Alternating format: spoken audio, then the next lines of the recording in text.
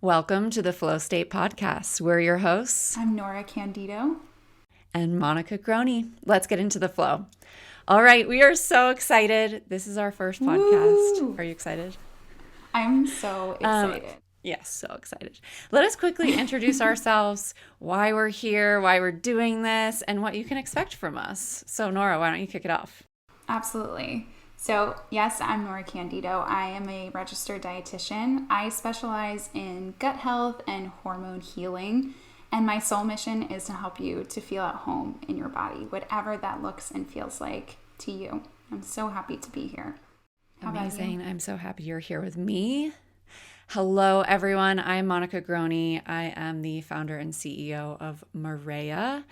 I am just a period obsessed human. I love wellness and I'm a PMDD warrior. So I have been through the trenches myself and healed myself through deep diving on all of these topics and surrounding myself by amazing people like Norah. So I am so excited to be here and sharing my experience and being able to ask the questions as if I'm just one of you. We thought it would be super fun if we just did a quick rapid fire so you could get to know us, a little bit about our periods, some of our favorite foods, all of that. So I'm going to ask Nora a couple questions.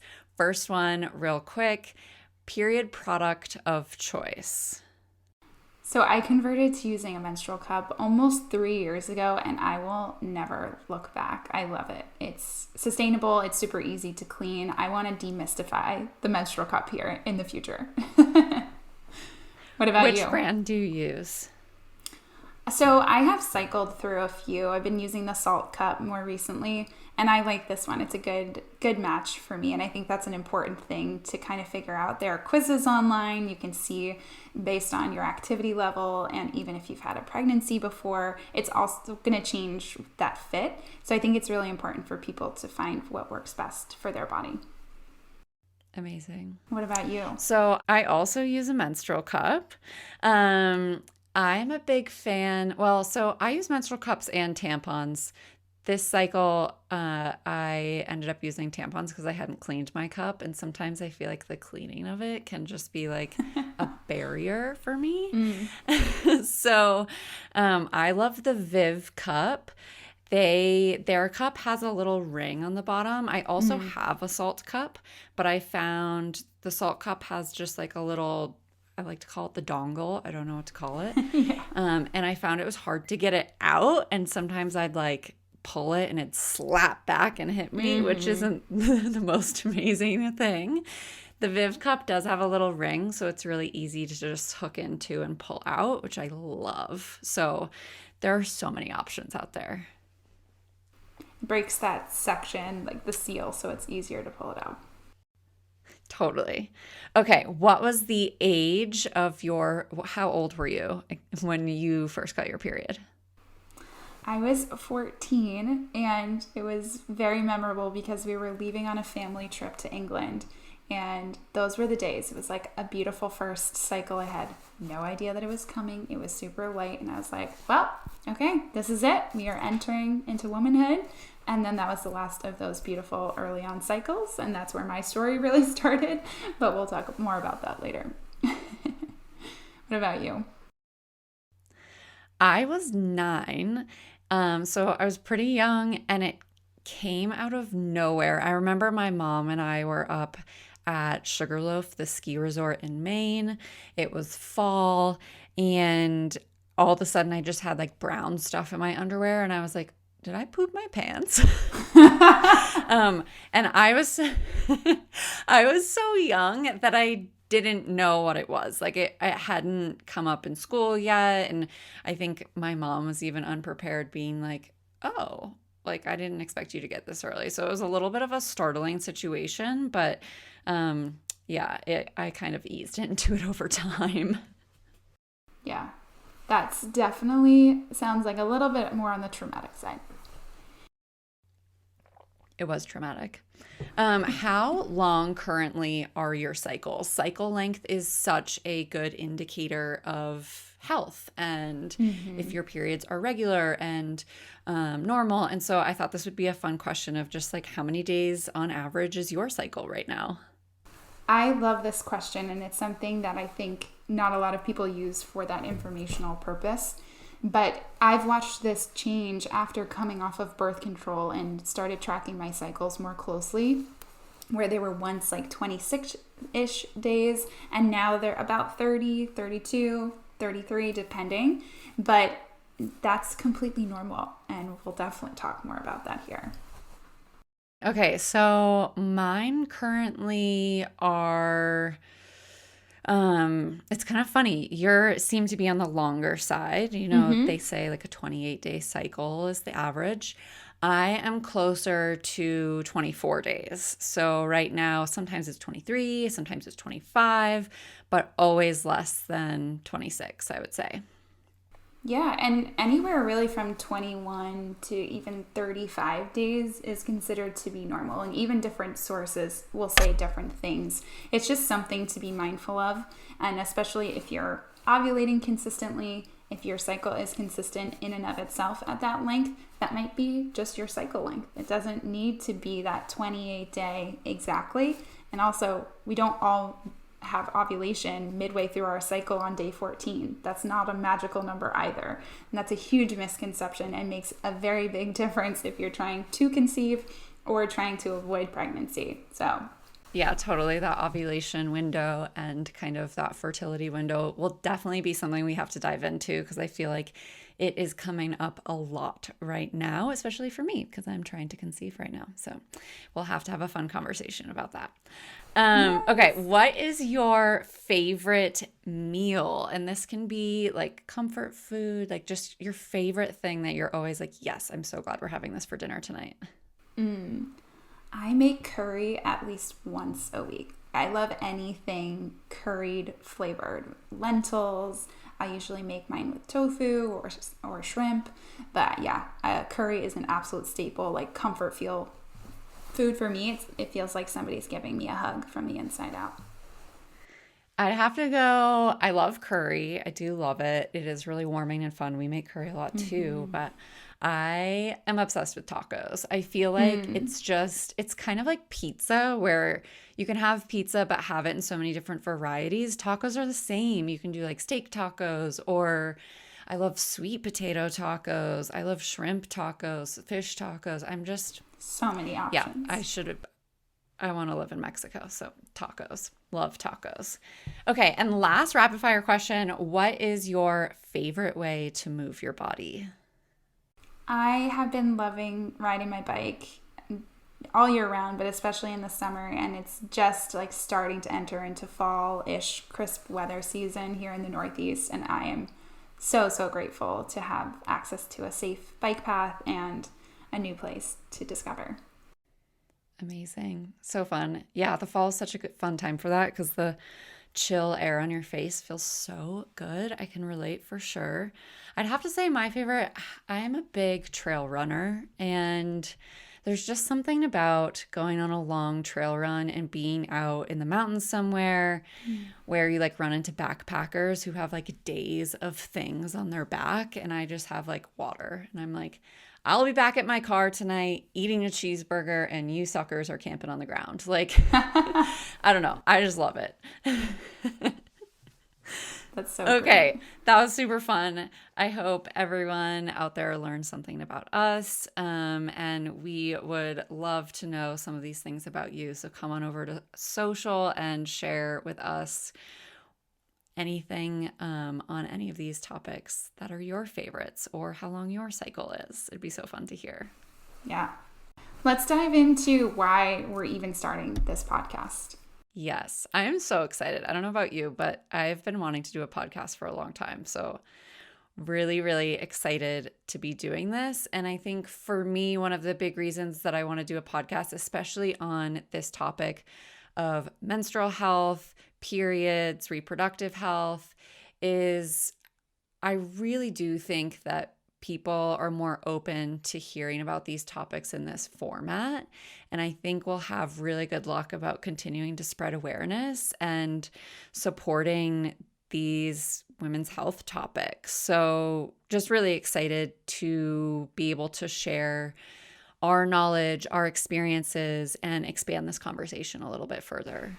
Absolutely. And what I love about this is that it's a free platform. Everybody has access to it, and we can reach a much greater population of people and the people that really, really need to hear what we're talking about. So that's what I'm most excited about. For me, my personal mission is to spread this knowledge far and wide. So the more people that know about it, the better. And I love when all different types of people get access to this kind of information too, and they share it with their sister, with their niece, or with their cousin, their best friend, their sister. And I love that. And we can foster a community around it because we are all navigating the same things. This is such a big part of our lives, and we shouldn't have to navigate these issues alone. So happy that we have this platform and the ability to even do that through podcasting. It's awesome. Yeah, and I think it's super interesting as well how, people getting to know you and I and seeing us be comfortable with these conversations. My hope is that it makes other people feel more comfortable, whether it's having these conversations in their friend groups or with their parents or with other people in their lives, but just watching other women feel really comfortable sharing their experience, I think can be really expansive. Absolutely. And being a provider too, I think it's important that we have other providers that we know and trust, and I myself as being a resource to individuals as well. So I'm excited to be able to provide this kind of knowledge and education again, and be that provider. If you've had poor, negative experiences, maybe you've been gaslit, we probably all have, by previous medical providers, but knowing that you will be seen, validated, and heard here, and we will be doing live Q&As and be responding to our audience as well. So this is as much for you as it is for spreading this mission. Yeah, and can you maybe just explain that medical gaslighting to people who maybe haven't heard that term before? I think that this is something that happens a lot, but someone might not know what that means. Yes, absolutely.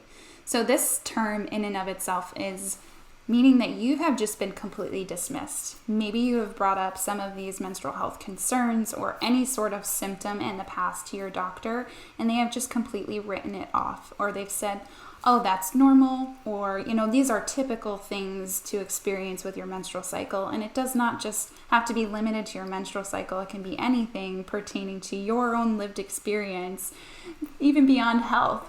But most importantly, you need to find somebody that when you express a symptom or a concern, you know your body better than anybody else, and you need to be your own health advocate. And until you get that answer that you are seeking, finding somebody who is going to honor that and listen and trust, because again, you are your own advocate, and you're listening to that inner wisdom coming from your body is the best tool that you have. So it's so important. Thank you for explaining that. I feel like that's such an important thing for us to all recognize and be aware of when we are in situations with medical providers. So super helpful. And I think that that's a good segue into just talking about what you can expect to learn on this podcast. I know for me, when I got my period, when I started to want to learn more about it, I didn't really know where to go. There was not period TikTok. There was not people talking about this outwardly on Instagram. And so for me, I think one of the things that I want to share is a place where people can ask the taboo questions that they maybe don't feel comfortable going to their teachers, going to their nurse at school, going to their friends, their parents, whatever it is. But really a place where you can maybe anonymously ask that question, and we're here for it. Absolutely. This is the health class that we've all needed and deserve to have. And it doesn't matter what life stage or cycle that you're in. We will cover it from puberty through postmenopause. And everybody relates to that in some degree or shape or form. And I'm so excited. Yeah. And it comes down to so many different areas of wellness, right? Like this is the group chat that you don't have that you need with like the expert in it. So like nutrition, lifestyle, mental health, all of those things are all things that we will be talking about and that can relate back to your menstrual cycle, your reproductive health. And as females, like our menstrual health is our health. So it's just relates to everything. Absolutely. Absolutely. Yeah, when I ask people if they remember anything from their like sex ed or their health class in high school pertaining to their cycles, it's that, oh, you can get pregnant at any time. And I definitely want to do a lot of debunking and demystifying of a lot of these taboo topics that are wildly untrue and not helpful for anybody. Yeah. It's, you should have these informed or have the information to make informed decisions. And by telling you something that's not true is not helpful. No, and it's crazy just the amount of people who, we were given that scare tactic in school, right? Like, don't have sex, you're going to get pregnant. Exactly. No matter what day it is, you're going to get pregnant. I've been sharing a little bit of my trying to conceive, journey on TikTok, and I had a post go crazy because I was talking about how like actually challenging it can be to like have sex at the right time. And people are like, wait, what? I was always scared thinking that like I was just going to get pregnant all the time. And obviously there's so many different factors that go into this, but there's just so much that we aren't taught or that we're taught wrong or poorly. And so we hope to shed some light on these things that were maybe wrongly taught to us. I'm laughing at the shedding pun with periods, but might just make me. But I feel like I should just debunk that while we're talking about it and why we're given that information that you can get pregnant at any time when you are maybe just first starting to menstruate. And it's because it can take up to 10 years for your hormones to really regulate on their own. So if you are 9 years old or however old you are when you're first getting your cycle, that might mean for those next 10 years, you potentially could get pregnant because your cycles are so irregular that you may potentially ovulate 2 days after your period ends, or it might be 10 days after. It's just not consistent or predictable, so we can't use that time in our lives as a reliable or predictable time, period. But when you are older or when you are trying to conceive, no matter what age you are, having the strategies and the tools to know and learn more about your body and your own cycles so that you can time it appropriately for either trying to conceive or trying to avoid conception or getting pregnant. Yeah, boom. Nora's already dropping the knowledge. So that's just a little taste of what you're going to get here. So I think that that's so important for us to understand, and our cycles are changing throughout our life. So important. Okay, so who is this podcast for? I think it is for everyone. There does not need to be a gender. I don't even think it has to be specific to menstruating people, because there are people who are missing their cycle, or they might be navigating perimenopause, or maybe you haven't even gotten your period yet. You are welcome here, and you will be learning all things about our menstrual health, our hormones in general, our reproductive health, period. This can be for your partner. This can be for your husband, if that's the case for you. It is for everyone. They're going to learn something here. Yeah, and I'd say even like for the dads out there who maybe have a teenage daughter, or Exactly. Really for anyone. Like if you're interested in learning about women's health, hormones, reproductive health, menstrual cycles, menopause, perimenopause, any of those things, you are in the right place, and we are so excited to have you as part of our community. Yes. I think it would be really helpful, though, to just share a little bit more about Maria in general and why you even created the company itself. Yeah. So Maria is a menstrual wellness company, and the brand came to be because of my own struggles with my period. I obviously got my period really early, and it was very quickly that I was discovering irregularities, heavy periods, a lot of acne. And I think a lot of teens can probably relate to this experience. You get your period and all of a sudden your body is like, what the heck is going on? Oh my God, I'm getting thrown all of these things, emotions, blah. Like it's just like hormones getting thrown at you. And so I went on birth control super early because that was kind of the solution that was given to me. And Same. in my 20s, I came to realize that what I thought I was experiencing was bipolar disorder because it was such a roller coaster and I had no cycle awareness, meaning I wasn't tracking my cycle. I wasn't keeping up with when my cycle was coming. I had no body awareness around my cycle. And so these emotional fits that I was experiencing felt like they were coming out of nowhere. It was truly like every few weeks I was just like, oh my God, like I'm depressed and like I'm unmotivated and who is this person? And I felt really out of control. So to me, I was like, I must be bipolar or I must have depression. And come to find out what I was experiencing is PMDD, and we will definitely dig into PMDD here. But I went on this journey to try to find something that could support what I was experiencing. I was tired of being handed different birth controls to find. I, at the time, wasn't interested in trying a SSRI or an antidepressant medication. I really wanted to see if this was something that I could work through from a more root cause. Nutrition was kind of the unlock key for me. It was the thing that I felt like I could implement that also brought awareness to my cycle, to my everyday, that keyed me in on lifestyle changes I needed to make. And for me, it was just that first step was a nurse practitioner actually telling me to try supplements. And it changed my life. So I knew I had to bring in some form this to other women, this knowledge, this education, this awareness, this kind of stepping stone in hopes that it could help them the way it helped me. And Maria was created. So I created this drinkable supplement because my supplement regimen was very painful and unsustainable, and I wanted to make it easier. And it also just allowed me a platform to be able to bring the community together that also needed this help.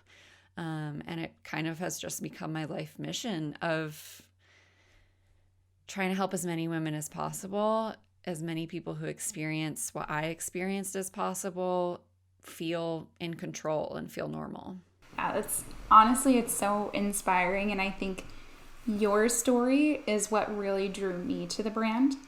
And becoming and being a dietitian, I did not think I would be associated with brands because I didn't want to come off as salesy, etc.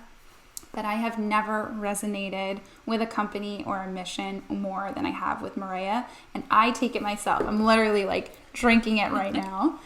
And I love it. For me, it is that all-encapsulating multivitamin that is so helpful for banishing PMS, to help you live in your flow state. And I love that. It's also delicious. So it helps me be more consistent. I'm terrible at taking supplements, which is so ironic. And I have a lot of like stomach discomfort with other supplements. So maybe that's why I'm not good at taking them. And with this, like I don't feel nausea after I take it, which was a big thing that I would experience with other B vitamins. So it's something that has really clicked and worked for me, and it's worked for a lot of my clients. And again, I just love being able to help provide as a medical advisor for the company and also be able to represent this brand and help spread the mission even more so.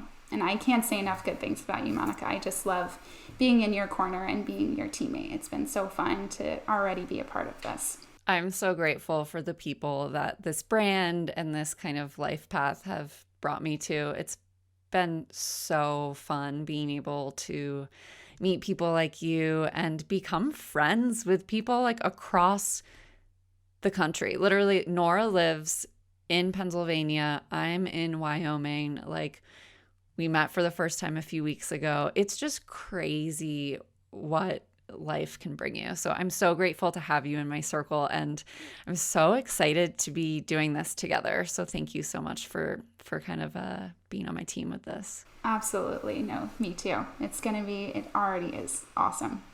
Okay, well, thanks everyone for tuning into our first episode.